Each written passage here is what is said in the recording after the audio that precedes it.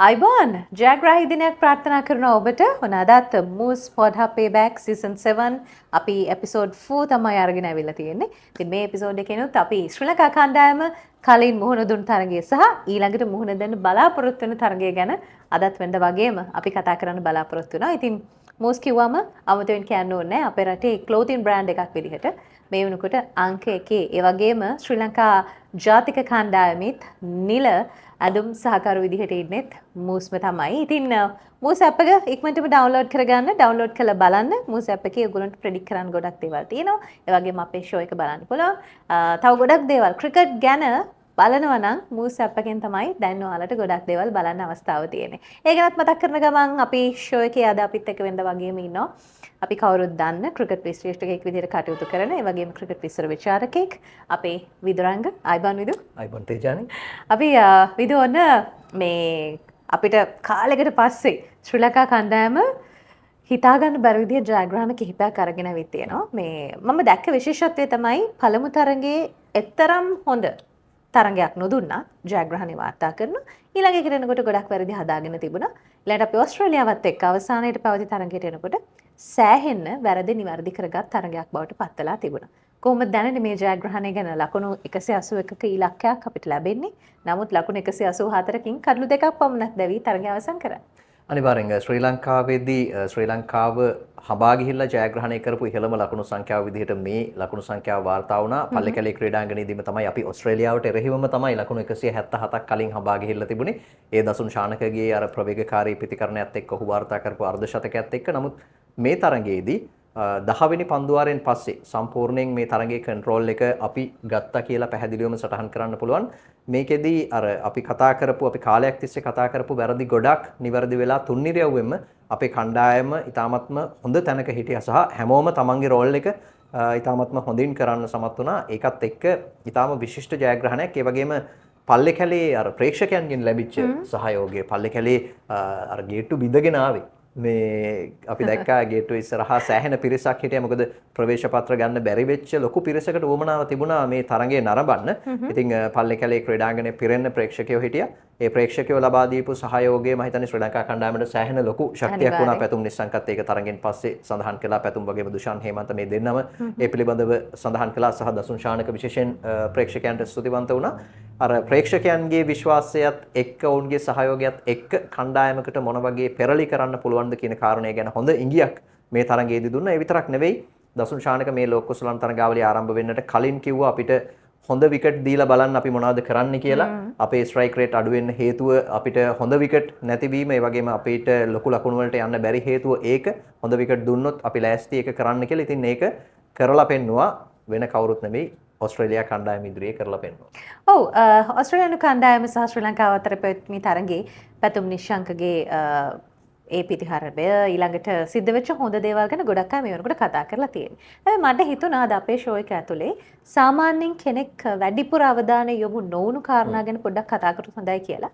මෙතන මම දකින අන්සන් හීරෝස්ලා දෙන්නෙක් ඉන්නවා. එක්කෙනෙක් අපි තියාගමු මේ බැටල් එකට.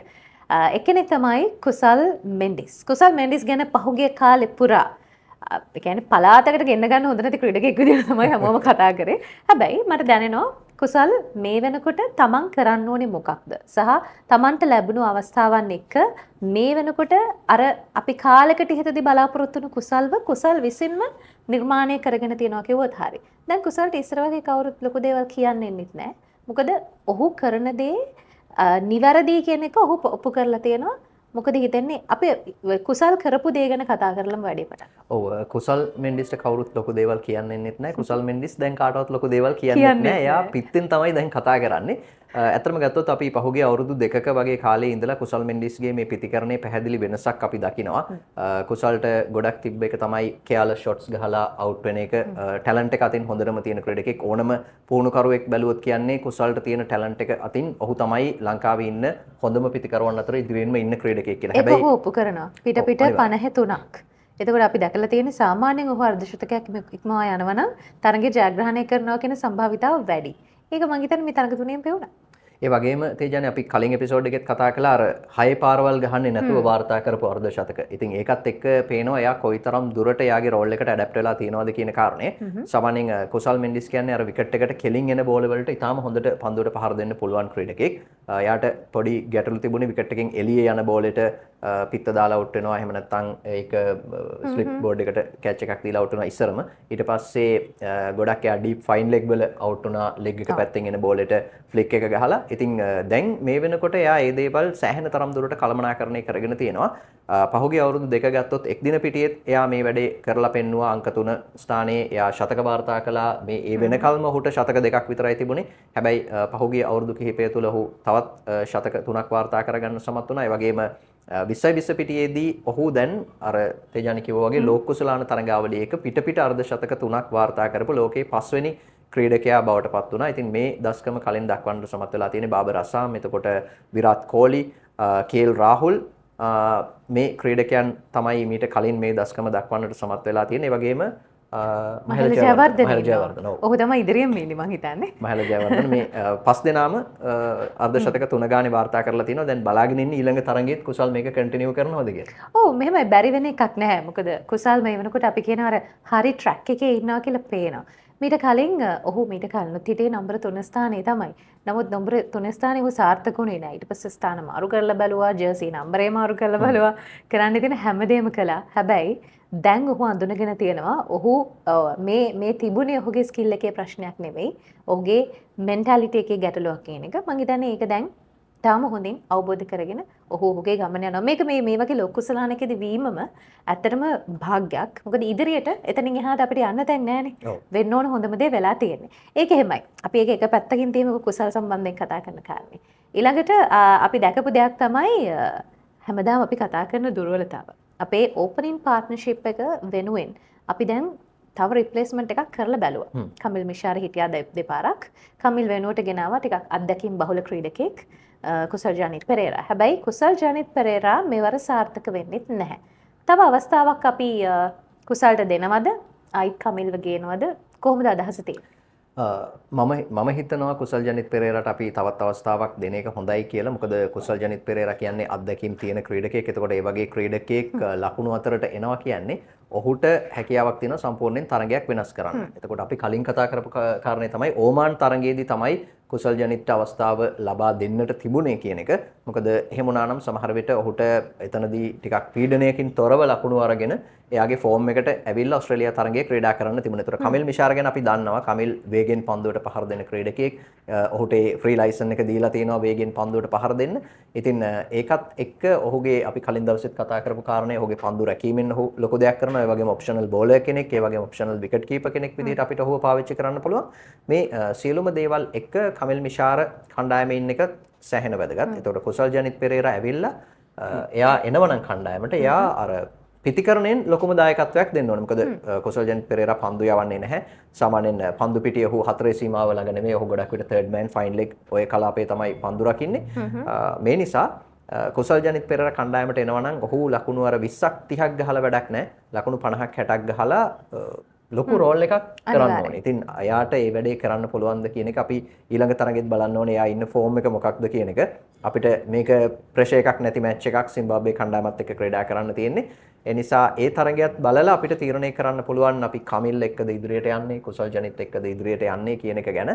අර අපිට එක තරගයකින් ක්‍රීඩකයෙක්ව එයා හොඳද නැද්ද කියලා කියන්න බෑ. අපි දන්නා කුසල් ජනිත් සෑහෙන කාලයක් තිස්සේ ක්‍රීඩා පිටියේ කරලා තියෙන දේවල්. නමුත් අර ඒ පරිණතභාවයට සරිලන විදිහට නෙවෙයි ඒ තරගයේදී ඔහු දැවී ගියේ. අපි හිතුවා ඩර්බන් මිරකල් එක සෙලිබ්‍රේට් කරයි කියලා. එදා තමයි අවුරුදු 7ක් පිරිච්ච දවස. මේ ඉතින් යාර්ථයේ සීමාවෙන් එපිට ඉන්න ක්‍රීඩකයන් දෙදෙනාගෙන් එක්කෙනෙක් අතට පහසු උඩ පන්දුවක් දීලා ඔහු දැවී යනවා කියන්නේ අර කුසල් ජනිත් වගේ පිතිකරුවෙකුට නොතරම් දැවී යාමක් ඒක. අපි එහෙම බලාපොරොත්තු වෙන්නේ නැහැ. අනිවාර්යයෙන්ම. මොකද 180ක් අපි එලවන්න තියෙන වෙලාවක. හැබැයි බැරි වෙන එකක් නැහැ. ඔහුට තියෙන අත්දැකීම් එක යලිත් ඔහුගෙන් අවශ්‍ය කරන දේ ඔහු ඊළඟ තරගෙදි දෙයි කියලා අපි විශ්වාස කරනවා. ඒ බලාපොරොත්තුවත් එක්ක මේ ප්‍රශ්නේ හැබැයි අපිට අපේ YouTube එකේ කමෙන්ට්ස් වලත් අහලා තිබ්බ ගොඩක් අය. මම හිතන්නේ බලන්න පුළුවන්. අපේ කමෙන්ට්ස් වල මොනවද තිබ්බේ කියලා. ඒ අහලා තිබ්බෙත් අපි කුසල්ට තව chance එකක් දෙනවද කුසල් ජනිත් පෙරේරාට? එහෙම නැත්නම් කමිල් මිෂාරව ගේනවද කියන එක තමයි අහලා තිබුණේ. ඉතින් ඒ නිසා අපි හිතුවා ඔබේ ප්‍රශ්නයටත් ඉඩක් දෙන්න ඕනේ කියලා නිසා ටිකක් කලින් ඇහුවේ ඒකයි ඒ ගැන. මේකත් එක්කම අපි යන්න ඕනේ අපේ timeless passion timeless battle එකට. තේජානි ඒ යන්න කලින් අපි අර unsung heroesලා ගැන කතා කරානේ. තව දෙන්නෙක් ඉන්නවා. තව දෙන්නෙක් ඉන්නවද? මට හිතෙනවා ඔයා කියන්නේ පන්දු යැවීම පැත්තේ. අනිවාර්යයෙන්. මම හිතුවේ timeless battle එකට ගිහිල්ලා ඇවිල්ලා කතා කරනවාද කියලා. එතන එක්කෙනෙක් ඉන්නවනේ නේද? නෑ එතන කවුරුත් නෑ. ඒ දෙන්න කවුරුත් නෑ. මොකද අපි ඒ දෙන්න ගැන කලින් කතා කරා. එහෙනම් අපි ඒ දෙන්න ගැන කතා කරමු. කවුරු ගැනද මේ කියන්නේ? දුෂ්මන්ත චමීර සහ මහේෂ් තීක්ෂණ. හරියටම හරි. මහේෂ් තීක්ෂණට හැමෝම බනිනවා. එයාගේ තුන්වෙනි පන්දු වාරයට හතරේ පාරවල් පහක් ගැහුවා. එහෙම දේවල් වෙනවා. ලකුණු 20ක් ගැහුවා. ඉතින් ඒ නිසා හැමෝම බනිනවා මහේෂ් තීක්ෂණට. හැබැයි ඇයි මහේෂ් තීක්ෂණට පිට පන්දු වාර 3ක් යවන්න උනේ කියලා කවුරුත් කතා කරන්නේ නැහැ. මතීෂ පතිරණ ආබාධයට ලක් වෙනවා. එයා තමයි පවර් ප්ලේ එකේ සාමාන්‍යයෙන් පන්දු වාරයක් හරි දෙකක් හරි දාන්නේ. එතකොට මතීෂව සාමාන්‍යයෙන් තියාගෙන ඉන්නේ උපරිම පන්දු වාර දෙකක් පවර් ප්ලේ එකේ දාන්න. හැබැයි මතීෂගේ ආබාධය එක්ක මහේෂ්ට සිද්ධ වෙනවා එක දිගට එක පැත්තකින් පන්දු වාර 3ක් ක්‍රියාත්මක කරන්න. හරිනේ. එතකොට බැට්ස්මන්ලට රීඩ් කරන්න හරි ලේසි. සාමාන්‍යයෙන් අපි පොඩ්ඩක් රොටේට් කරලා නෙවන්නේ.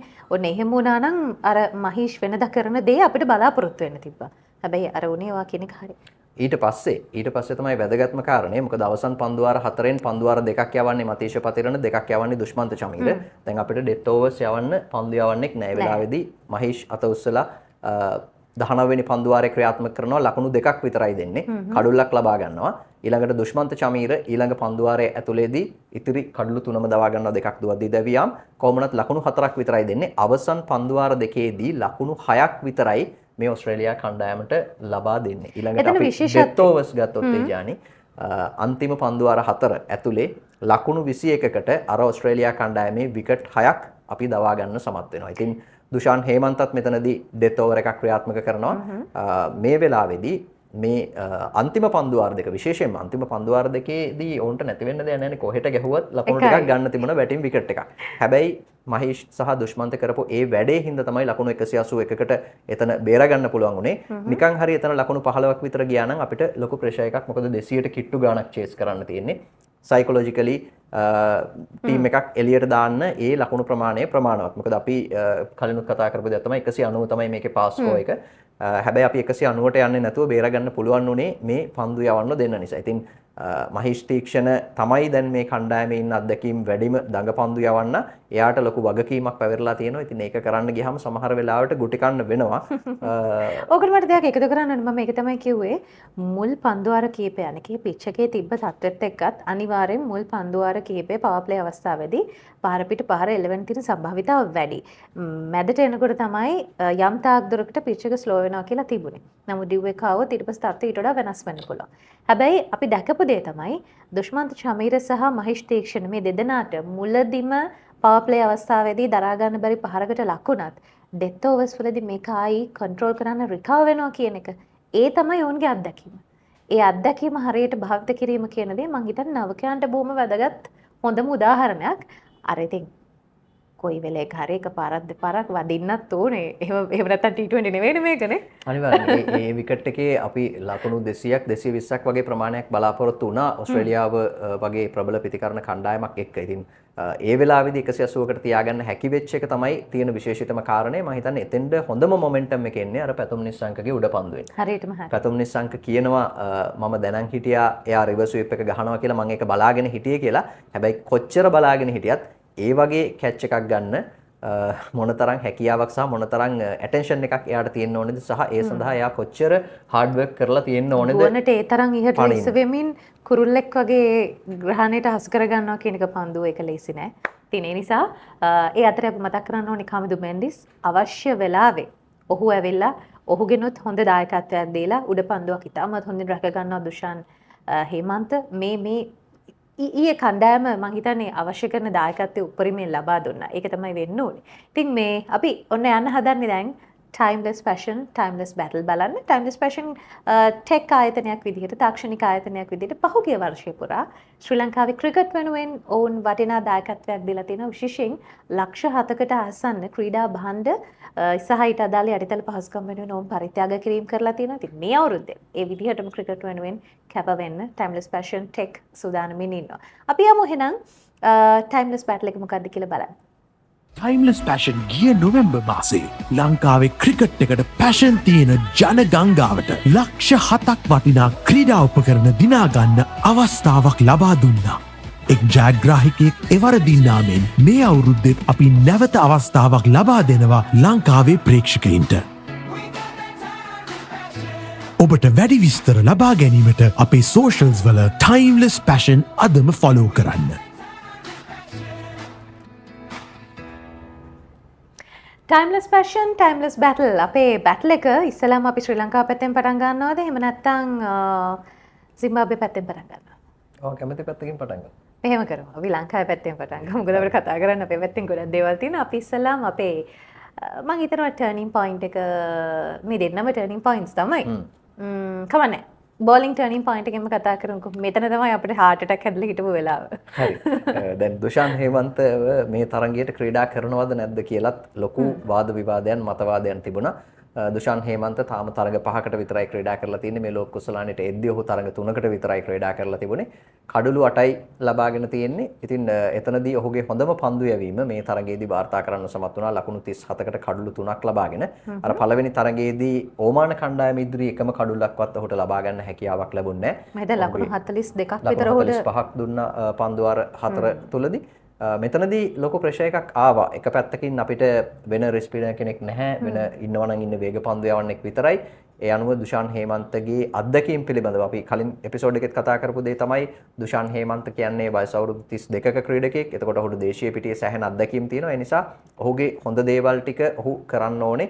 අනිත් ක්‍රීඩකයෝ මේ තනතිරු වල මොනවද කරන්න කියන එක ගැන චුට්ටක් අධ්‍යයනය කරලා. අනික ඔහු ඒ කණ්ඩායමේ ජාත්‍යන්තර තරඟ වලට සැහැණ ගිහින් තියෙනවා. ඒ එතකොට හොඳින් ඔහුගේ මේ පන්දු සහ ලකුණු අතරත් ඔහු හිටියා. පිටිකරුවෙක් විදියට. ඒ නිසා මම හිතනවා ඔහු වටිනවා මේ වෙලාවේ. අනිවාර්යෙන් ඔහු ඉතාමත්ම වටිනවා. ඒ වගේම දුෂාන් හේමන්ත තරගෙන් පස්සේ කියපු දේ තමයි කෝචස් ලැවිල්ලා කතා කළා කලින් තරගෙන් පස්සේ ඒගොල්ලෝ කොන්ෆිඩන්ස් එක දුන්නා ඔයා ඊළඟ තරගයත් සෙල්ලම් කරනවා ඒ නිසා හොඳ දේවල් කරන්න කියලා. ඒ වගේම ජ්‍යෙෂ්ඨ ක්‍රීඩකයොත් ඇවිල්ලා කතා කළා එක තරගයක් ඕෆ් වුණාට හිතට ගන්න එපා ඒක. ඊළඟ තරගයේදී හොඳ දේවල් කරන්න හොඳ තැන්වල පන්දුව දාන්න කියලා. ඒ වගේම පුහුණු කරුවොත් එක්ක එයා ගොඩක් වර්ක් කළා කියන එක සහ ගේම් ප්ලෑන් එක ගැන කතා කරපු දේ තමයි ඕස්ට්‍රේලියා කණ්ඩායම මේ තරගයට එන්නෙම ලකුණු ගහන්න බලාගෙන. මොකද පල්ලේ කැලේ පිච් එක හොඳට ලකුණු තියෙන පිච් එකක්. පන්දුව හොඳට පිටතට එනවා. ඒ වගේම එච්චර දඟ කැවීමක් නැහැ. ඒ නිසා දුෂාන් කල්පනා කරපු දේ තමයි පිටින් එළියේ පන්දුව පතිත කරලා අර පහරකට එන්න පුළුවන් පවර් එක පුළුවන් තරම් අඩු කරගන්න. ඒ විදිහට තමයි පළවෙනි කඩුල්ල ට්‍රැවිස් හෙඩ්ගේ කඩුල්ල ලබා ගන්න සමත් වෙන්නේ. ඉතින් ඒ කඩුල්ල ලබා ගැනීමත් එක්ක ඔහුට අර ඔහුගේ හොඳ රිද්ම් එකට එන්න හැකියාව ලැබෙනවා. මේක තමයි ක්‍රීඩකයෙක්ගේ තියෙන අත්දැකීම් කියලා කියන්නේ. ඔහු දේශීය පිටියේ තියෙන ලකුණු අතර ඉන්න ක්‍රීඩකයෝ දෙන්නම දවා ගන්න ඔහු. ඊළඟ ආරම්භක පිටිකරු අමාශ්‍යවත් දවා ගන්න ඔහුම. ඒක තමයි වැදගත්කම. අනිවාර්යෙන්. එතකොට ඔහු කඩලු 3ක් ලබා ගන්න සමත් වෙනවා. සහ තව කඩුල්ලක් ඔහුට අහිමි වුණා. ජොෂ් ඉංග්ලිස්ගේ කඩුල්ල කුසල් මෙන්ඩිස් අතින් ස්ටම්ප් එක ගිලිහිලා ගියා. ඒකත් ගත්තා නම් සමහරට ඕස්ට්‍රේලියා කණ්ඩායම මීටත් වඩා අඩු ලකුණු සංඛ්‍යාවකට දවා ගන්න ශ්‍රී ලංකා කණ්ඩායමට හැකියාවක් තිබුණා. ඉතින් මේක තමයි අර ක්‍රීඩකයෙක්ට දෙන්න පුළුවන් මේ තැනට එනකොට ඒගොල්ලන්ගේ ස්කිල්ස් ඩෙවලොප් කරගෙන එන්නේ. මෙතනදී දෙන්න පුළුවන් දේ තමයි ක්‍රීඩකයන්ට මානසිකව දෙන්න පුළුවන් හයිය. ඔයාට පුළුවන් කියලා කියන එක, ඔයා ගැන අපි විශ්වාස කරනවා කියන එක සහ හොඳ දේවල් එතනට ගිහිල්ලා කරන්න කියලා දෙන ඒ බෑකප් එක තමයි මම හිතන්නේ ක්‍රීඩකයෙක්ව හොඳ තැනකට ගේන්නේ. ඒකට හොඳම උදාහරණයක් දුෂාන් හේමන්ත මේ තරගයේදී දීපු කම්බැක් එක. අපි ඊළඟට කතා කරන්නේ අපි කිව්වා තව අන්සන් හීරෝ කෙනෙක් ඉන්නවා මේ තරගය තුළ කියලා. මම මේ ක්‍රීඩකයාව දකින්නේ මේ විදු සාමාන්‍යයෙන් පහුගිය කාලය පුරා අපේ සමස්ත කණ්ඩායම තමන් කරන්න ඕන දේ මොකක්ද, තමන්ගේ භූමිකාව මොකක්ද කියන එක හරියට අඳුනගෙන හිටියේ නැහැ අපේ ක්‍රීඩකයෝ බොහෝ දෙනෙක්. ඒ කියන්නේ තමන්ගේ අර හැමෝම කියන දක්ෂතාව තියෙනවා. නමුත් උන් කරන්න ඕනි සිටුේෂන් එක ඇතුලේ මොනවද කරන්න ඕනි කියන එක සම්බන්ධයෙන් ලොකු ප්‍රශ්නාර්ථක හිටියා කියන එක. හැබැයි පසුගිය කාලේ තිබ්බ එංගලන්තයේ ශ්‍රී ලංකාවේ කරන සංචාරයේදී තිබුණු තරඟාවලිය දිහා බැලුවම මේ ක්‍රීඩකයා පරිණත නොවුනත් පරිණත ඉනිමක් ක්‍රීඩා කරපු ආකාරය දැක්කම අපේ අනිත් ක්‍රීඩකයන්ට යම් අවබෝධයක් ලැබුණා කියලා හිතනවා ඔහු කරපු දේත් එක්ක. සහ ඔහු පිටියට පිවිසීමත් එක්ක යම් මන්දගාමී තත්වයකට එන යම් ආකාරයක තියෙනවා නම් ඒ ඉනිම තුළ මන්දගාමී තත්වයක් ඔහු තමයි මේ ඉනිම හැම වෙලාවෙම වේගවත් කරන්නේ. මේ ක්‍රීඩකයා ගැන කතා කරන ගොඩක් දේවල් තියෙනවා. කොහොමද විදුට දැනෙන්නේ? ඔව් අනිවාර්යයෙන්ම පවන් රත්නායක යෝන් ක්‍රීඩකයෙක් ඒ වගේම දේශීය තලයේ කැපී පෙනෙන ඉනිම ක්‍රීඩා කරලා අර දිගු ඉනිම ක්‍රීඩා කරලා ජාතික තලයට ආපු ක්‍රීඩකයෙක් ඒ වගේම එක්දින පිටියේ ඔහුට ලැබිච්ච අංක 4 ක්‍රීඩා කරන්න ලැබිච්ච අවස්ථාවේදී ශතකයක් වාර්තා කරලා ඔහු කවුද කියලා ලෝකෙටම පෙන්නපු ක්‍රීඩකයෙක්. ඒක 20 පිටියේදී ඔහු 20 පිටියට එනකොට ඔහුගේ රෙකෝඩ් එක හොඳ රෙකෝඩ් එකක් නෙවෙයි තිබුණේ. බොහෝ දෙනෙක් කියපු දේ තමයි මෙයා T20 ප්ලේයර් නෙවෙයි, මෙයා ODI ප්ලේයර්, ටෙස්ට් ප්ලේයර්. ඇයි මේ T20 කණ්ඩායමට ගේන්නේ කියලා. තේරීම් කමිටුවට කිව්ව මොලේ කල්පනා කරන්න කියලා. ඒ වගේම පැතුම් නිස්සංකටත් ওই විදිහටම පැතුම් නිස්සංකත් එනකොට ඔහුගේ T20 රෙකෝඩ් එක හොඳ වුණේ නැහැ. හැබැයි T20 වලදී එයා ක්‍රමක්‍රමයෙන් ඒකට හැඩ ගැහුණා. එකපාර හැඩ ගැහුණේ නැහැ. නමුත් එයා ක්‍රමක්‍රමයෙන් හැඩ ගැහුණා. හැබැයි පවන් රත්නායක ඊටත් වඩා ඉක්මනට මේ තරඟ රටාවට ඇඩ්ජස්ට් වෙලා එයාගේ රෝල් එකට ඇඩ්ජස්ට් වුණා කියලා අපිට කියන්න පුළුවන් එයා ක්‍රීඩා කරපු විලාසයත් එක්ක.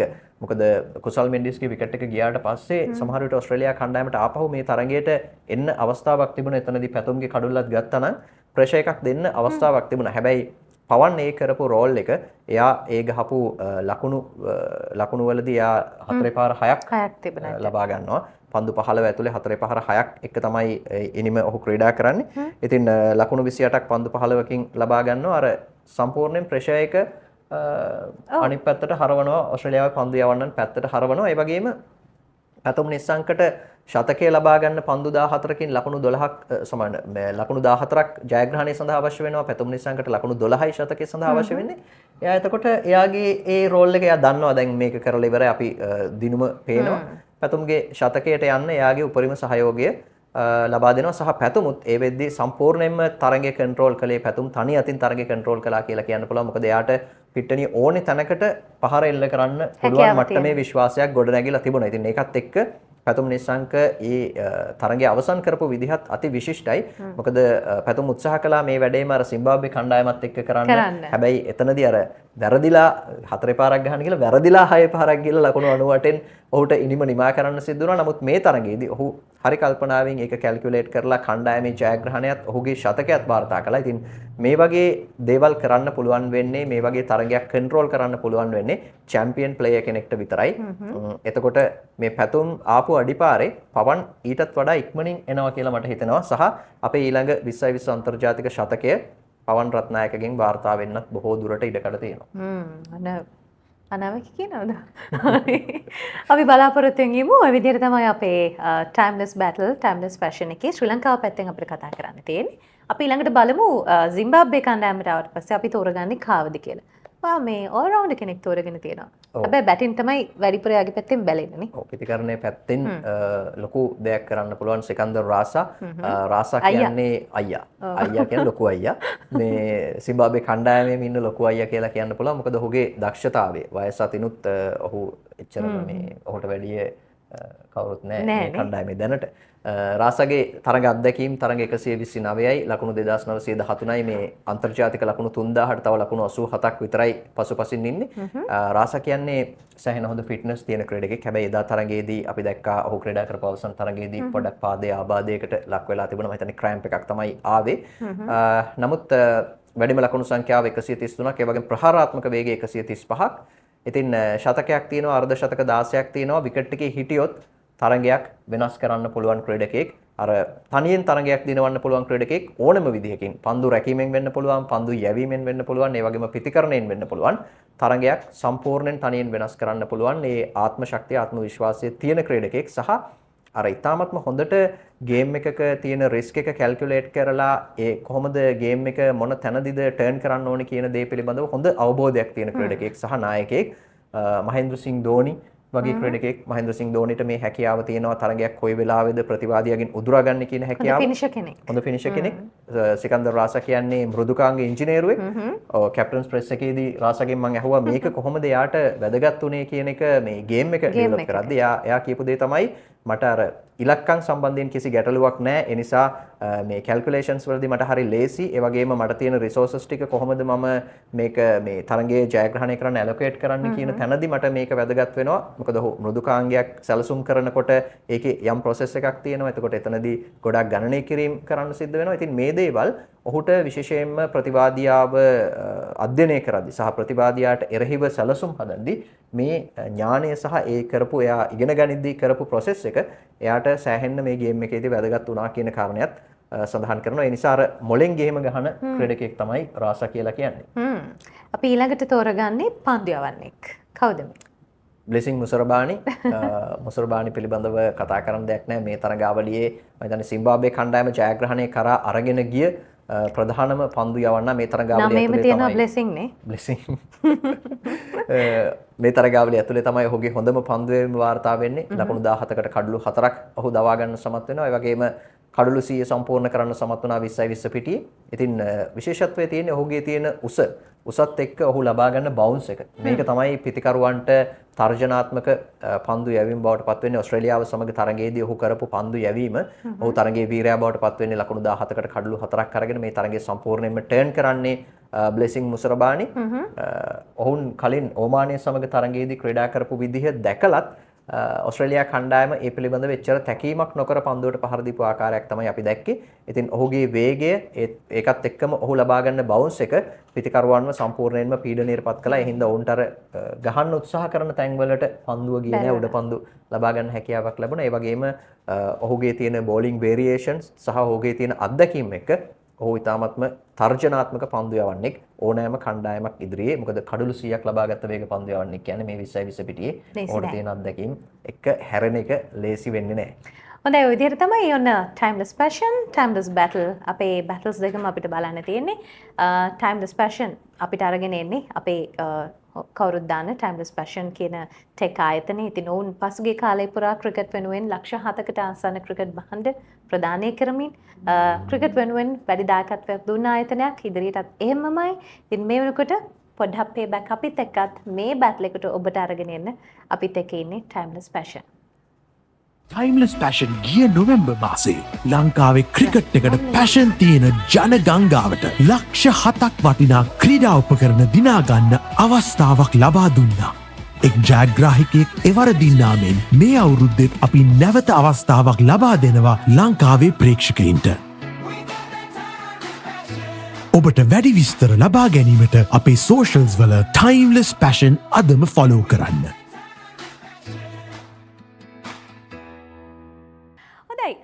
අපි හැමදාම පොඩ්හබ් අපි කියන දේවල් විතරක් අහගෙන ඉන්න කියලා ඔබට කියන්නේ නැහැ. ඔබේ හිතේ තියෙන දේත් අපිට කමෙන්ට් කරන්න කියලා අපි කියනවා. අපේ YouTube එකේ බලන ගමන් වෙන්නත් පුළුවන්. එහෙම නැත්නම් යන්න අපේ පොඩ්හබ් payback අපේ Facebook එක තියෙනවා, Instagram එක තියෙනවා. ගිහිල්ලා කමෙන්ට්ස් දාන්න පුළුවන්. ඔයගොල්ලන්ට හිතන දේවල්. ඒවත් අපි පොඩ්ඩක් කතා කරන්න හිතුවා. අපි බලමුද අපිට ඇවිල්ලා තියෙන questions වලින් මොකද්ද මෙන්න. පසුගිය තරගයේදී ක්‍රීඩා නොකළ අයට ශ්‍රී ලංකාව ඉඩ දිය යුතුද? දෙන්න ඕනද? දිය යුතුද? ඔව්. මොන විදිහේ ඉඩක්ද අපි දෙන්නේ? ඉඩක් දෙන්න වෙනවා. දැන් මතීෂ පතිරණ ක්‍රීඩා කරන්නේ නැහැ. ඒ නිසා ගොඩක් දුරට ප්‍රමෝද් මදුෂාන් කණ්ඩායමට ඇතුල් වෙයි කියලා හිතනවා. ඒකට ඇයි මේ දැන් දිල්ෂාන් මදුෂාන් එනවා කියලා තියෙනවා, නුවන් තුෂාර එනවා කියලා තියෙනවා, වනිදු එනවා කියලා තියෙනවා. මොකද්ද මේ කතාව? දැන් මතීෂ පතිරණ තාමත් රෝල්ඩ් අවුට් උනේ නැහැ. ඔහුට රිකවර් වෙන්න කොච්චර කාලයක් යනවද කියන එක බලනවා. එතකොට තවත් අපිට තරඟ කරන්න ඊළඟ තරඟයේ තියෙන 22 වෙනිදා, ඊට පස්සේ 26 වෙනිදා. එතකොට 22 වෙනිදා තියෙන තරඟයට ඔහුට සූදානම් වෙන්න කල් මදි. යම් හේකින් ඊළඟ තරඟයට ඔහුට සූදානම් වෙන්න පුළුවන් නම්, සතියකින් විතර රිකවර් වෙන්න පුළුවන් නම් ඔහුව රෝල්ඩ් අවුට් කරන එකක් නැහැ. නමුත් අපි දන්නේ නැහැ මේ පිළිබඳව තාමත් නිශ්චය වශයෙන් දැනගන්න හැකියාවක් ලැබිලා නැහැ. යම් හේකින් ඔහුව රෝල්ඩ් අවුට් වුණොත් කවුද එතනට එන ආදේශකය කියන එක තමයි අවධානය යොමු කරන්න තියෙන්නේ. දිල්ෂාන් මදුශංක අපිට ඉන්න හොඳම සම්පතක්, විශේෂයෙන්ම වමත් වේග පන්දු යවන්නෙක් මේ සංචිතයේ ඇතුලේ නැහැ. දිල්ෂාන් සහ දුෂ්මන්ත චමීර දෙන්නට දෙපැත්තෙන් හොඳ දෙයක් කරන්න පුළුවන් නම්, විශේෂයෙන් අපිට මතකයි ආසියා කුසලාන 2022 දී දිල්ෂාන් කරපු කාර්යභාරය. එතකොට ඔහු ආබාධයකට ලක් වෙලා හිටපු එක තමයි තියෙන ගැටලුව. ඔහුගේ පාද දෙකේම ඔහු ආබාධයන්ට මුහුණ දීලා ඊට පස්සේ ඕමානයත් එක්ක තිබිච්ච පුහුණු තරඟයේදී ඔහු ක්‍රීඩා කළා. එතනින් එහාට ඔහු මොන වගේ ෆෝම් එකක ඉන්නවද කියන එක පිළිබඳව තමයි බලන්න ඕනේ. ඊළඟට නුවන් තුෂාර පිළිබඳව කතා කරද්දී ඔහු පිළිබඳව මේ පුහුණුකාරීත්වයෙන් අහන්න ලැබිච්ච කතාව තමයි අර ඔහුගේ පොඩක් පේස් එක අඩු වෙලා තියෙනවා. ඒකත් එක්ක පන්දුව දෝලනය කරන්න, අලුත් පන්දුව දෝලනය කරන්න තිබිච්ච හැකියාවේ පොඩි අඩුවක් මේ දවස්වල තියෙනවා කියන එක. සහ අපි දකිනවා මේ තනතිරු වල එච්චර දෝලනයක් ලැබෙන්නේ නැහැ. එතකොට දෝලනයක් තියෙන තනතිරු වල නම් නුවන් තුෂාර ඉතාම හොඳින් පන්දු යවලා තියෙනවා. නමුත් මේ තියෙන තනතිරුත් එක්ක ඔහුට සාර්ථක වෙන්න පුළුවන්ද කියන ප්‍රශ්නය තියෙනවා. ඊළඟට අපි එක පැත්තකින් පිතිකරුවෙක් අපි අඩුවෙන් ක්‍රීඩා කරන්නේ. දැන් 6-5 සංයුතියක් ක්‍රීඩා කරන්නේ. වෙල්ලාලගේට සහ දුෂාන් හේමන්තට පිතිකරන හැකියාවක් තියෙනවා. ඉතින් මෙතනදී සලකා බැලන තවත් නමක් තමයි මිලාන් රත්නායක. මිලාන් රත්නායක 2020 අන්තර්ජාතික පිටියේ අත්දැකීම් නැහැ. හැබැයි ඔහු එක්දින පිටියේ සහ ටෙස්ට් පිටියේදී හොඳට පන්දු යවන්න පුළුවන් ක්‍රීඩකයෙක් විදිහට තමයි ඔහුව හඳුනාගෙන තියෙන්නේ. විශේෂයෙන් අපි දකිනවා මේ තනතිරුවල තේජානි back of the length පන්දු යවලා පිතිකරුවන්ව පොඩ්ඩක් ප්‍රෙෂර් කරනවා. ඒ තුලින් තමයි ගොඩක් වේග පන්දු යවන්නන් කරන්නේ pace variation එක. ඒ වගේම back of the length පන්දුව දාගෙන ඉන්නවා. ඉතින් මේ වැඩේ මිලාන් රත්නායකට කරන්න හැකියාවක් තියෙනවා සහ ඔහු පසුපෙලින් හොඳ ප්‍රහාරාත්මක පිතිකරුවෙක්. ඒ නිසා මිලාන්ව ගේන්න පුළුවන් නම් මතීෂ බෝනස් එකක් වෙයි කියලා හිතනවා. වුණොත් මිලාන්ව ගේන්න පුළුවන් නම් මම හිතනවා ඒක බෝනස් එකක් වෙයි කියලා. මොකද ඔහුව දැකලත් නැහැ ප්‍රතිවාදී කණ්ඩායම්. ඉතින් මෙතනත් ඇඩ්වාන්ටේජ් එකක් තියෙනවා. හොඳින් පන්දුට පහර දීම එක ඇඩ්වාන්ටේජ් එකක් තියෙන නිසා මට හිතන එක බෝනස් එකක් වෙයි. ඔව් එහෙම වෙන්න පුළුවන්. ඉතින් මේක කැප්ටන් සහ කෝච් තමයි තීරණය කරන්න ඕනේ මොකද්ද යාලට මෙතන තියෙන අවශ්‍යතාවය. ඔය විදුවක කියන්නේ අපි දැන් 6-5 යන නිසානේ. කියන්නේ බැට්ස්මන්ලා 6යි බෝලර්ස්ලා 5යි යන නිසානේ. එතකොට නිකන් හරි දැන්ට අපේ මුල් පෙළ පිටකරුවන් සාර්ථක වීම කියන එක තියෙන නිසා මැද පෙළට යම් ආකාරයක තර්ජනයක් නොවෙන්න මිලාන් වගේ කෙනෙක් හිටියොත් හොඳයි කියන එක කියන්නේ. දිගටම මේ සාර්ථකත්වය බලාපොරොත්තු වෙන්න බෑනේ අපිට. අනිවාර්යෙන් ඒකත් එහෙමයි. අනිත් පැත්තෙන් අපි බලන්න ඕනේ දැන් එන පන්දු යවන්නට පවර් ප්ලේ එකේ පන්දු යවන්න පුළුවන් වෙන්න ඕනේ. ඩෙත් එකේ පන්දු යවන්න පුළුවන් වෙන්න ඕනේ. එහෙම නැත්නම් ඔහු මිඩ් ලෝවර්ස් වල පන්දුවාර 4 හොඳට දාලා දැන්නට ඉන්න කෙනෙක්ව මේ පවර් ප්ලේ එකටයි ඩෙත් එකටයි අපිට යොදා ගන්න පුළුවන් වෙනවා. ඔය සියලුම කාරණා බලන්න ඕනේ. ඒ නිසා තමයි දැන් මෙතන කැප්ටන් සහ කෝච් තමයි දන්නේ යාළුවට පිට්ටනිය මැදදී මොකද්ද තියෙන අභියෝගය මොන වගේ දෙයක්ද ඊළඟට සැලසුම් කරන්නේ. මොකද අපිට ඊළඟ තරඟ තුන තියෙන්නේ පල්ලෙකැලේ තරඟ දෙකයි ප්‍රේමදාස ක්‍රීඩාංගණයේ තරඟයයි. එතකොට ප්‍රේමදාස ක්‍රීඩාංගණයේ තියෙන තරඟයට නම් අපිට දඟපන්දු යවන්නන්ගෙන් තමයි වැඩි බරක් තියෙන්නේ. එතකොට සමහර විට මේක අන්පොපියුලර් ඔපිනියන් එකක්. මට හිතෙනවා ධනංජය ද සිල්වා වගේ කෙනෙක්ව අපිට ගේන්න පුළුවන්ද කියන එක. මොකද ධනංජයව ඇයි එළියට දාන්න හේතු වුනේ කණ්ඩායමේ සංචිතේ පිටිකරණයේ අංක 4 ස්ථානයේ සාර්ථක නොවෙච්ච නිසා. හැබැයි ඔහුගේ පන්දු වාර 4 ඔහු හොඳට ක්‍රියාත්මක කරලා තියෙනවා. ඒ වගේම ෆීල්ඩ් එකේ උපරිමයේ දීලා තියෙනවා පහුගිය තරගවලදී. බැනුම් ගන්න හදන්නේ. ඔව් කරන්න දෙයක් නැහැ. මේ ඉතින් එතකොට ධනංජය ද සිල්වා වගේ ක්‍රීඩකයෙක් කණ්ඩායමට ඇවිල්ලා ඔහු අංක 8 9 වගේ තැනක බැට් කළොත් ඒක ලංකාවට ඇඩ්වාන්ටේජ් එකක්ද නැද්ද කියන එකත් අපිට කල්පනා කරන්න පුළුවන්. හැබැයි වේග පන්දු යවන්නෙක් ගේනවා නම් මම එතන මිලාන් රත්නායක කියන තැන ඉන්නවා.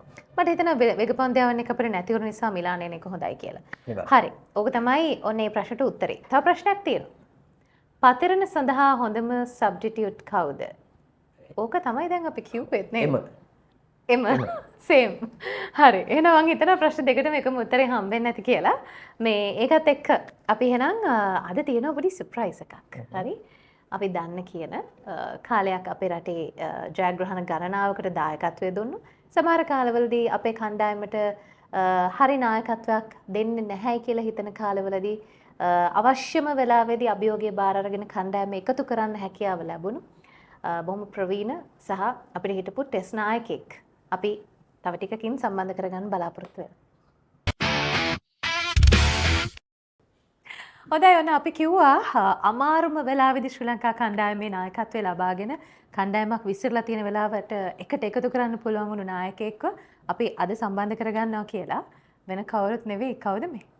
අපේ දිමුත් කරුණාරත්න ඕස්ට්‍රේලියාවේ ඉඳන් මම හිතන්නේ මේ සෑහෙන රෑ අපිත් එක්ක එකතු වෙලා තියෙන්නේ ලංකාවේ ක්‍රිකට් ෆෑන්ස්ලා වෙනුවෙන් නිදි මරාගෙන අපිත් එක්ක එකතු වෙලා තියෙනවා අද දවසේදී පොඩ් හබ් ෂෝ එකත් එක්ක. දිම්ම ඉතින් කොහොමද ඕස්ට්‍රේලියාවේ ජීවිතේ ආරංචි ඔහේ ඉඳගෙන 20 සෙල්ලම් කරනවා කියලා කොහොමද ඒ අත්දැකීම? වරදක් නෑ මේ ඇත්තටම හොඳින් ඉන්නවා. ටූර්නමන්ට් මේ දවස්වල ක්‍රිකට් සීසන් එක යන්නේ ඕස්ට්‍රේලියාවේ. ඉතින් තව මාස දෙකක් විතර සීසන් එක තියෙනවා. ඉතින් T20 සෙල්ලම් කරනවා, one day සෙල්ලම් කරනවා, ෆෝමැට් තව 2 days තියෙනවා. ඉතින් මේ ෆෝමැට්ස් ඔක්කොම සෙල්ලම් කරනවා මෙහෙ. මොකද ඉතින් සීසන් එක තියෙන කාලෙට ඔය ඔක්කොම දේවල් ටික මෙහෙ කරන්න ඕනේ. ඉතින් ඒවා ටික සෙල්ලම් කරනකම් මේ සන්තෝෂෙන් ඉන්න ජීවිතේ ගත කරගෙන. අපිට පේනවා බොහොම සතුටින් ඉන්නවා කියලා. ඒ අතර මේ ඇත්තටම ඇයි දන්නවද අද අපි දිමුත් සම්බන්ධ කරගත්තා. මැච් එක යන අතරේ මැච් එක පටන් අරන් මම හිතන්නේ ඕවර්ස් දෙකක් වගේ යනකොට පෝස්ට් එකක් දානවා Facebook එකේ. මම මේකට උත්තර මදින් තමයි ගත්තේ. දෙකට වැඩිද ටිකක් වෙලා ගිහලා නේ. ඔව් ඊට පස්සේ පෝස්ට් එකට තියෙනවා කමෙන්ට්ස් මම මේ ඇත්තටම නිදහසට කරුණු අහන්න ගත්තේ අද. ඇත්තටම ඇයි ඒ වගේ පෝස්ට් එකක් දැම්මේ කියලා ගොඩක් අය අහලා තිබ්බා. නිදහසට කරුණේ මම හිතන්නේ මම ඒක බලද්දි අපි දැක්කා පළවෙනි පළවෙනි ඕවර්ස් මම හිතන්නේ 10 වගේ යනකොට තමයි මම මේ පෝස්ට් එක දැම්මේ. අපිට මම හිතන්නේ ට්‍රැවිස් හෙඩුයි එතකොට මිචෙල් මාෂුයි මම හිතන්නේ සෑහෙන ප්‍රහාරයක් කෙල්ල කරා ඒ වෙලාව ඇතුළත. ඉතින් අපි දැක්කා කිසිම ඒ කියන්නේ chance එකක් හම්බුන්නේ නැහැ බෝලර්ස්ලට සර්වයිව් වෙන්න දානවා හැම බෝල්ටම වගේ ඒගොල්ලෝ කිසිම ලේසි ඒ කියන්නේ කිසිම අමාරුවක් නැතුව ලේසි සෙල්ලම් කරා. ඒකම වගේ දුෂාන් හේමන්ත ආවට පස්සේ මම දැක්ක පන්දුවක් දඟ කැවෙනවා ටිකක්. එතකොට මට හිතිච්ච දෙයක් තමයි ඇයි අපි ෆස්ට් බැට් කරේ නැත්තේ විකට් එක හොඳ වෙලාවෙ බැට් කරලා අපිට ලකුණු 180ක් 200ක් දාගත්තා නම් අපිට ප්‍රෙෂර් එකක් දාන්න තිබ්බ නේද ඕස්ට්‍රේලියන් ටීම් එකට. මොකද බෝලේ දඟ කැවෙනවත් එක්ක මට හිතිච්ච දෙයක් තමයි අපි යන්න මේ සමහරක් විට මේ විකට් එකේ දඟ කැවෙන ගතිය වැඩි වෙයිද කියලා.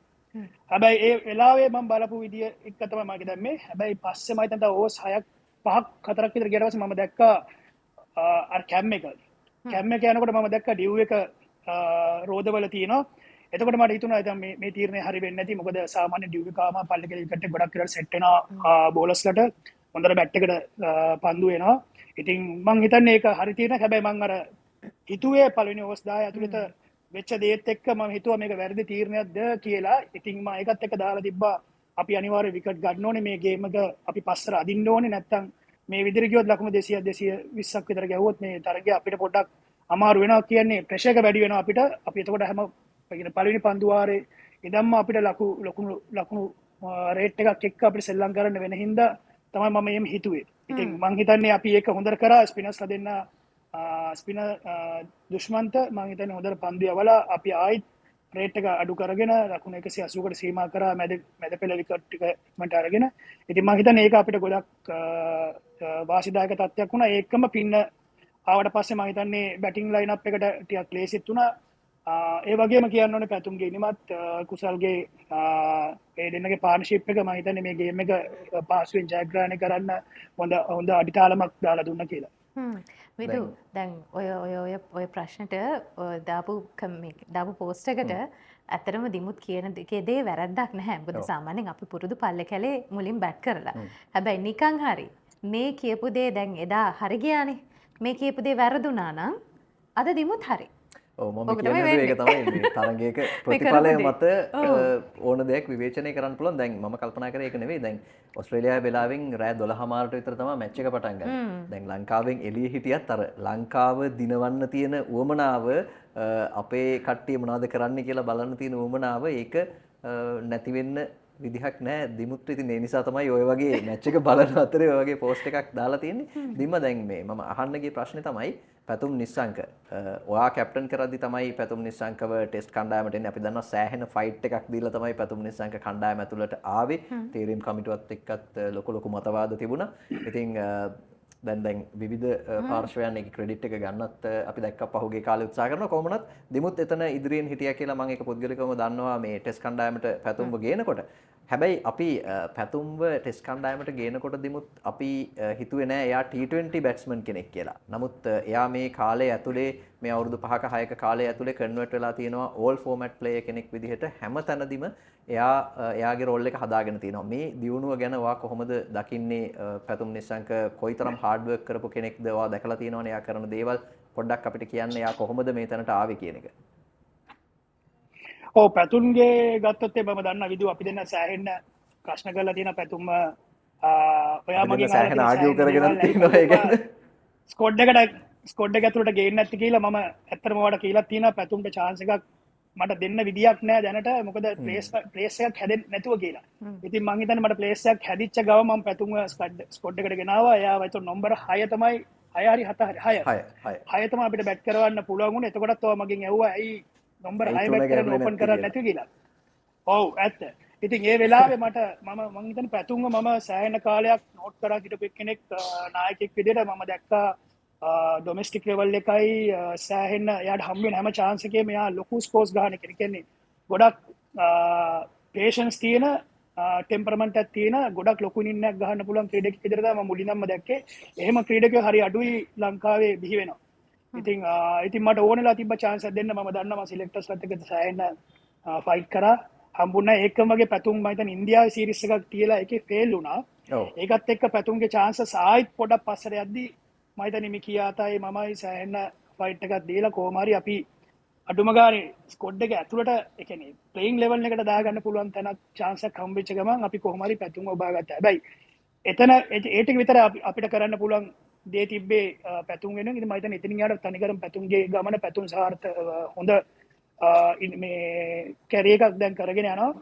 මම හිතන්නේ පැතුම් මම ඇත්තටම හිතුවේ නෑ T20 ප්ලේයර් කෙනෙක් කියලා. මම හිතුවේ හොඳ ටෙස්ට් ප්ලේයර් කෙනෙක්, හොඳ රෙකෝඩ්ස් තියලා එයාගේ ගමන ලොකුවට යයි කියලා හිතපු කෙනෙක්. මම ඇත්තටම තාම විශ්වාස නැහැ එයා ගහන විදිය ගැන කොච්චර මහන්සි වෙලා තියෙනවද ඒ ගේම් එකේ ඒ තරමට ලෙවල් එකට ගෙනියන්න කියලා.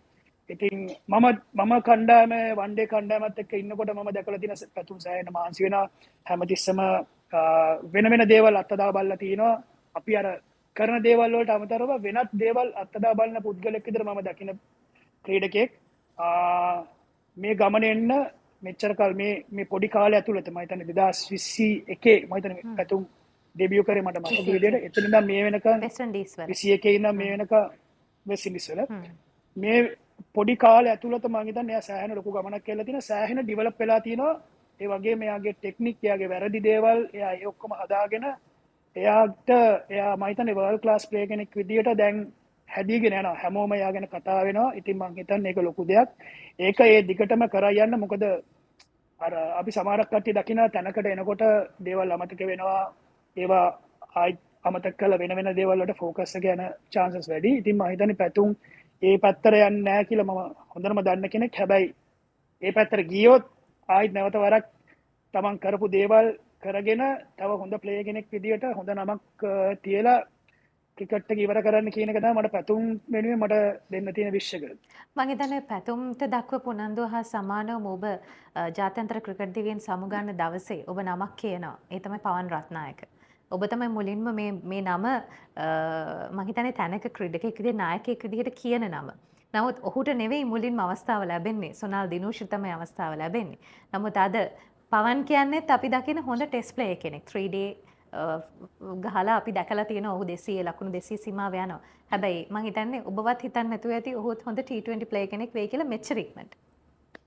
කොහොමද පවන් ගැන? ඔව් ඇත්තට මම හිතන්නේ පවන්වත් මම කිව්වනේ මම සාමාන්‍යයෙන් ඒ ඉන්න කාලය ඇතුළත අපි හැමතිස්සම මම ඇන්ජලෝ චන්දි හැමතිස්සම කතා නේද තමයි අපි ගිය කාලෙක කවුද ඒ ප්ලේස් එකට රිප්ලේස් කරන්න හොඳ ප්ලේයර්ස්ලා කියලා අපි මම හිතන්නේ අන්තිම අවුරුදු 2-3 ඉඳන් අපි සෑහෙන බලාගෙන හිටියා ප්ලේයර්ස්ලා ටිකක් නම් ටිකක් අපි අපේ ඔළුවේ තියාගෙන හිටියා. ඉතින් ඒගොල්ලන් අපි හැමතිස්සම ෆලෝ කරනවා. මේගොල්ලෝ කන්සිස්ටන්ට්ලි ගහනවාද, ලොකු ඒවා ගහනවාද, මේගොල්ලන්ගේ ටැලන්ට් එක අපේ ඉන්න ඕන තරම් ප්ලේයර්ස්ලා 100ක් ගහනවා. ආයෙත් මැච් දෙක තුනක් ෆේල් වෙනවා. ආයෙත් 50ක් ගන්න ඒ වගේ.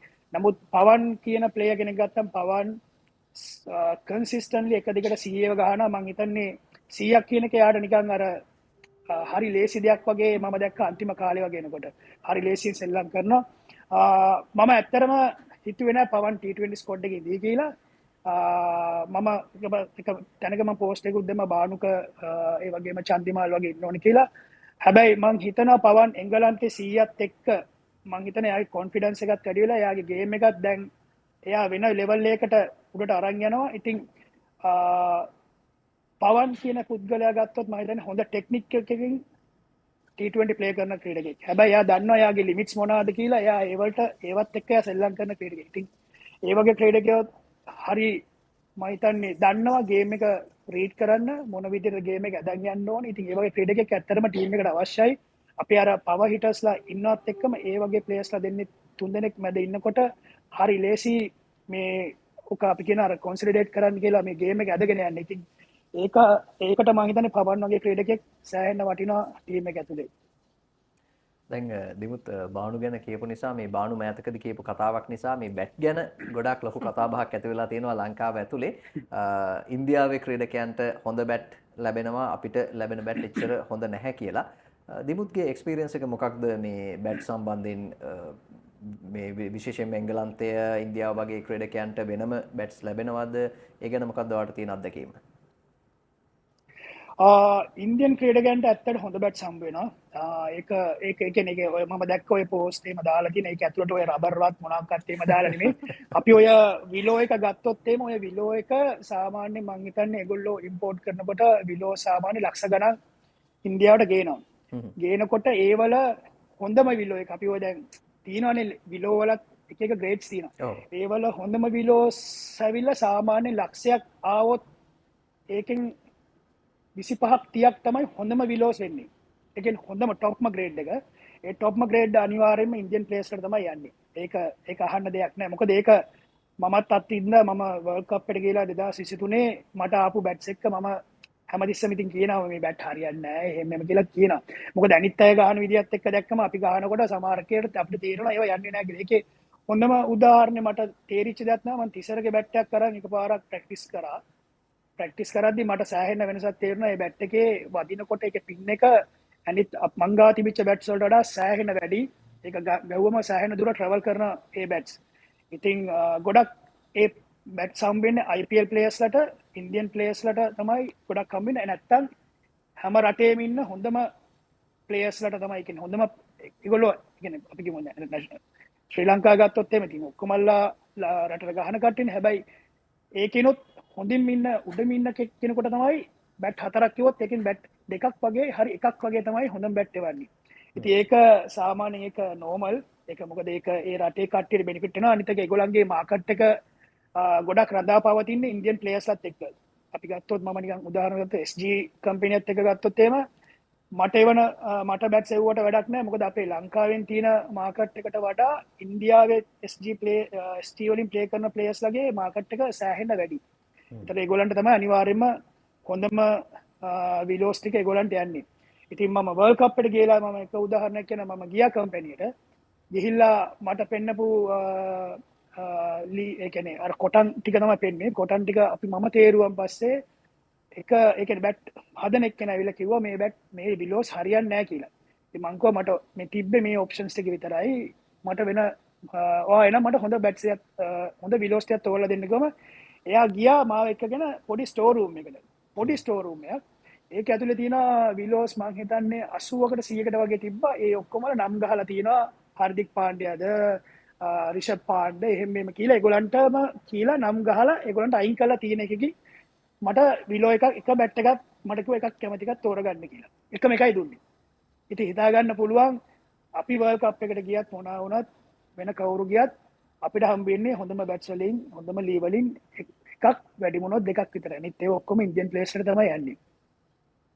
දැන් ඒ ක්‍රීඩා කරපු බැට් එකෙන් ක්‍රීඩා කරද්දී ලැබිච්ච අත්දැකීම කොහොමද දිමුත්?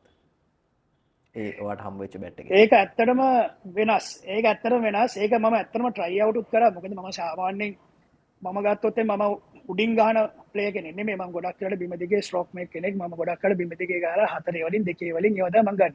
මට ওই බැට් එක හම්බෙච්චලා මටත් නිකන් හිතුණා දිල්ලි වල අපි ප්‍රැක්ටිස් සෙෂන් එකක් කරා වර්ල්ඩ් කප් එකට ඉස්සෙල්ලා.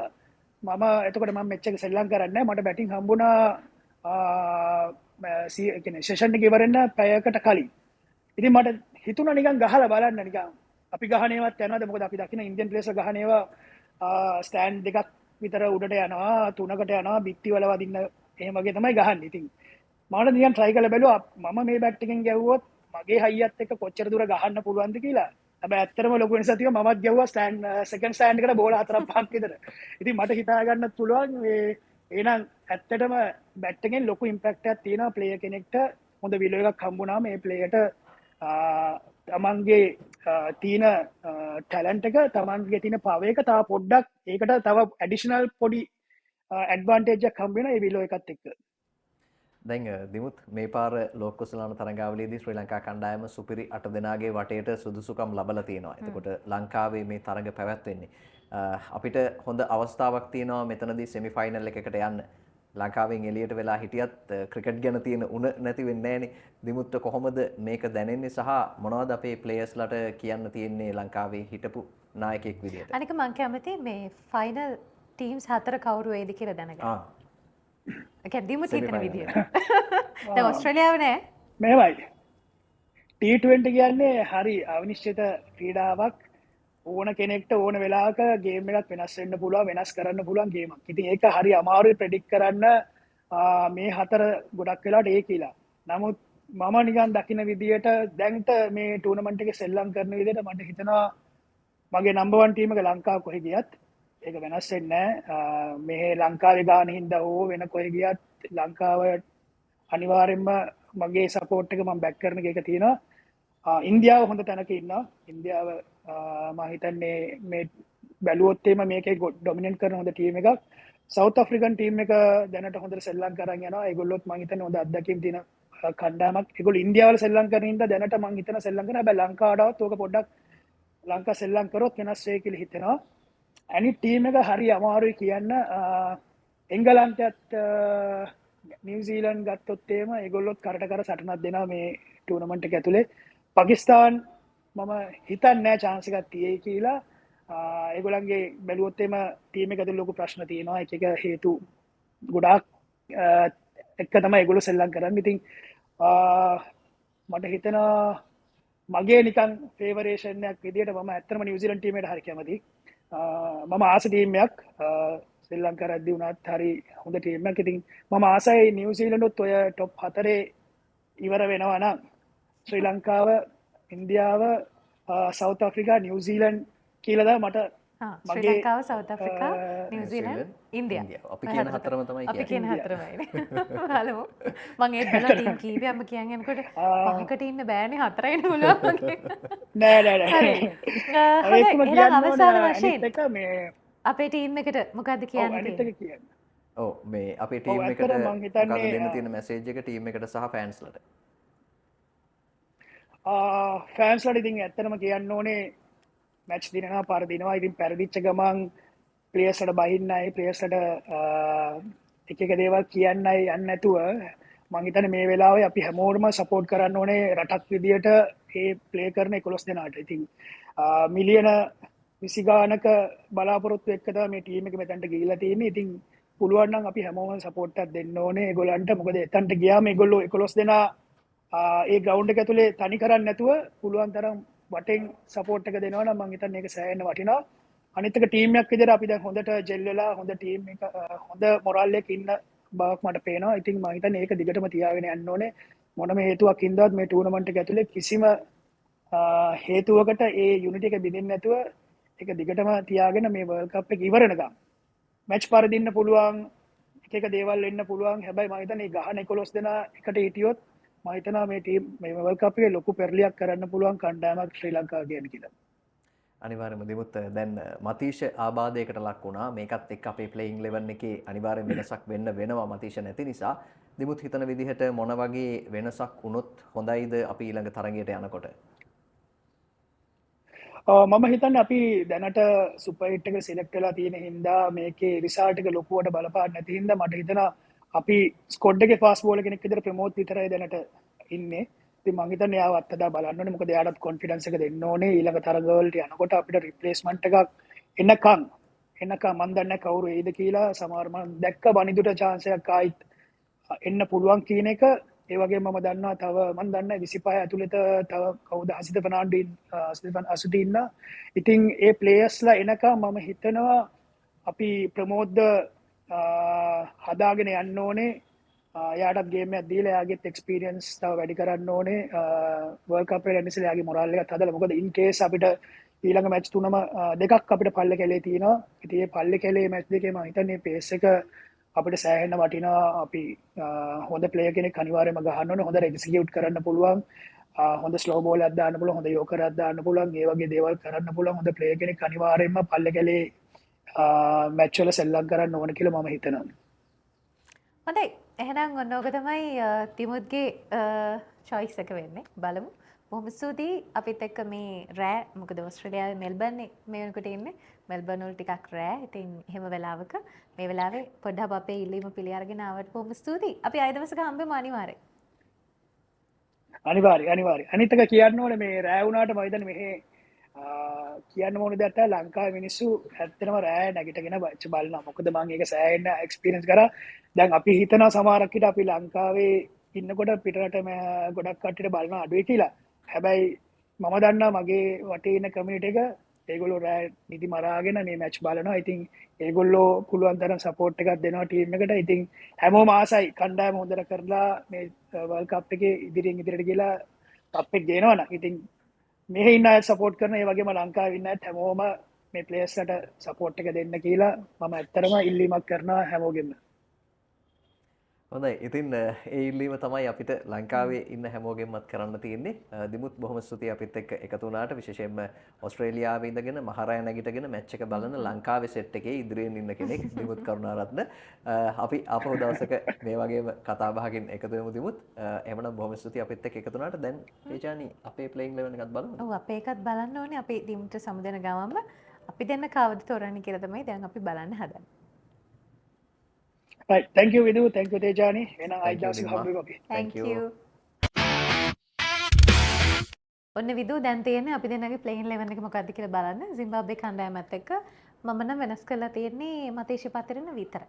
අමාත් වෙනස් කරලා තියෙන්නේ මතේෂ පතිරණ විතරයි. එහෙනම් ඉතින් කරන්න දෙයක් නැහැ. ප්‍රමෝද් මදුෂාන් මම දුන්නේ. ඔයා දුන්නේ මම දුන්නේ ප්‍රමෝද් මදුෂාන්. දිම්මත් දුන්නේ ප්‍රමෝද් මදුෂාන්. ඔන්න එහෙනම් අපි තුන්දෙනාම කියන්නේ මේක තමයි අපේ ප්ලේන් 11 එක.